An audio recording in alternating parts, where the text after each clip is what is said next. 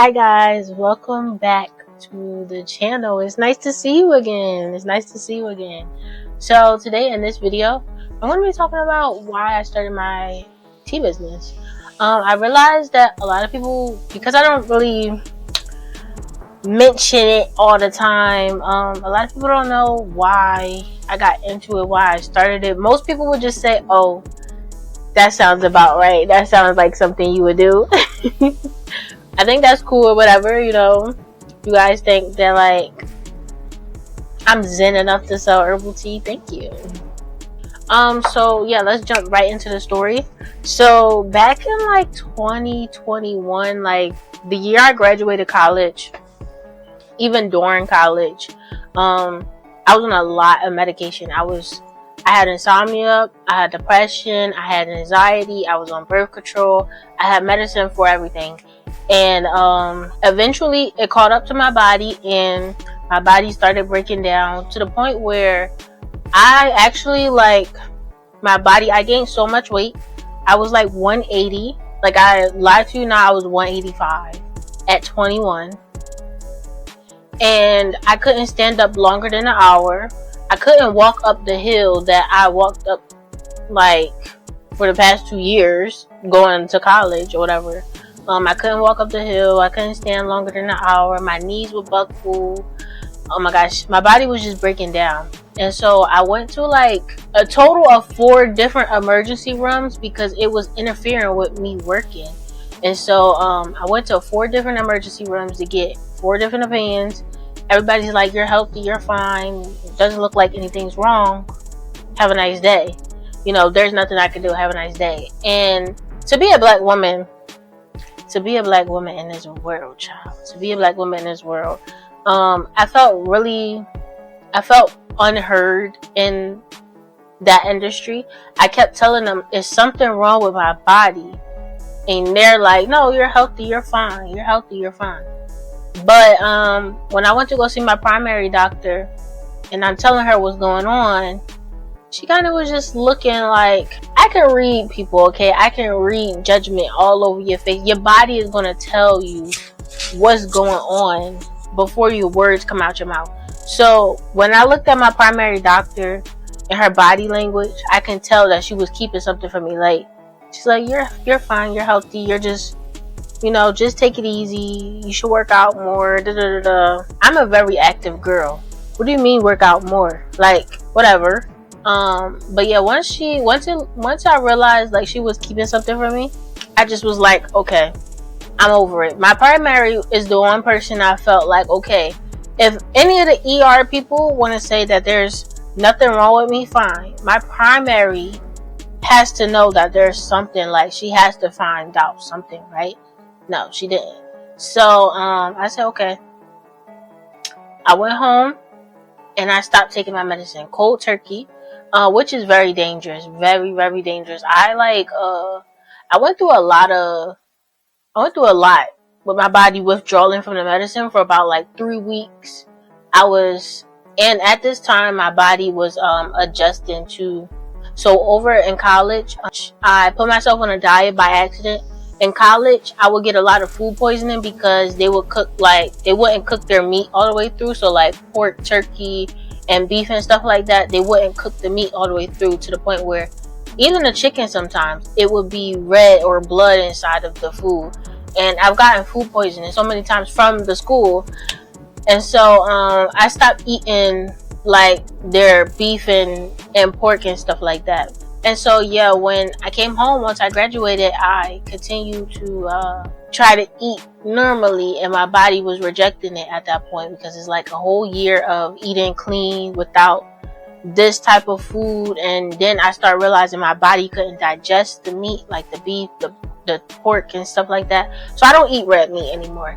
I just eat turkey and chicken and fish, and then the rest of it is vegan food or vegetables. And I'm not too good with the names, whether it's pescatarian, vegetarian, or vegan. I never fit in a box anyway, so I'm not going to put myself in a box of which one is which, because I really don't care. I'm going to eat what I'm going to eat at the end of the day. I don't care what it's called. But yeah, so I stopped taking my medicine cold turkey. And then one day I was just like, let me search up on Google, how did slaves medicate themselves back in the day before Western medicine? That's literally what I Googled, y'all. I promise y'all that's what I Googled. I Googled it and it were like herbs. I said, oh, that makes sense. So then I started doing some research on what herbs I needed for my menstrual, what herbs I needed for anxiety and depression, because I was on antidepressants. And my anxiety medicine, the anxiety medicine, bro, that shit was fucking crazy. Like, excuse my language. The anxiety medicine, literally, it was so strong. It was so strong. I don't even know what it was, but it was so strong. I was scared to take it. It came to a point where I had to tell, like, oh gosh, y'all, the medicine had me tripping out. Medicine and the depressants, what they don't tell you in antidepressants, it has depressants in it. So I'm taking antidepressant medicine, but I'm still depressed, and actually it's gotten worse, and actually I want to harm myself, because I'm on this medication. So all of those things, it got really serious, all because of the medicine. And then going to the doctors and stuff, and them not understanding me and not listening to me when I'm saying there's something wrong, I felt really defeated. So I did my little Google search. I researched my herbs, and then I got my herbs and I mixed my herbs, and I enjoyed the process of making them each time I needed them, and just trying new stuff and blending new stuff. And then it worked. And I was just like, hold on. It works. And so I'm like, Mom, you try this. Sister, you try this. You try this. Because I'm trying to see, like, this really works, yo. Like, I'm like, okay, it works on me. It works on my family. Let me try something else. And then I tried the antidepressants and the anxiety medicine. Tea, because I blended them together. So I had to get the herbs and stuff.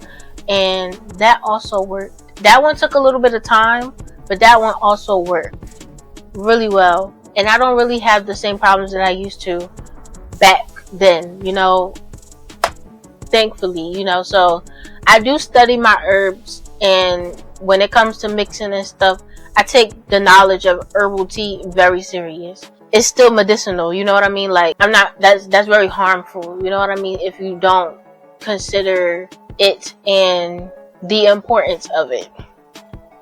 So yeah, that's why I started it, because I felt very unheard in the doctor's office. I felt very unheard in the doctor's office.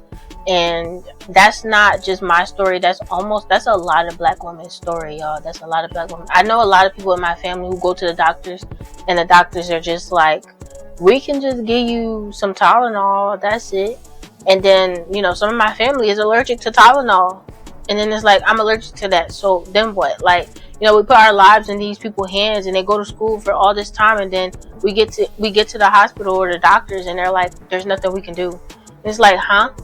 That don't make sense. So yes, I'm going to heal the world with my tea. It's literally 1 cup of tea at a time, y'all. 1 cup of tea at a time. And I think that is very healing. I think it forces you to slow down and enjoy life a little bit more. Having a cup of tea. When I first started making my tea business, and making cups of tea and stuff, they felt like warm hugs. Like, they felt like warm embrace from the earth. You know what I mean? Like, I don't know if that makes sense, but some people get it. It feels like a warm hug, I promise you. And it calms your nervous system down. And everybody needs that. This world is so stressful. It's so uptight. It's so fast. And sometimes the cup of tea is literally an escape from all of that. So that's why I started my business. And then I'm just like, I want to share this with the world.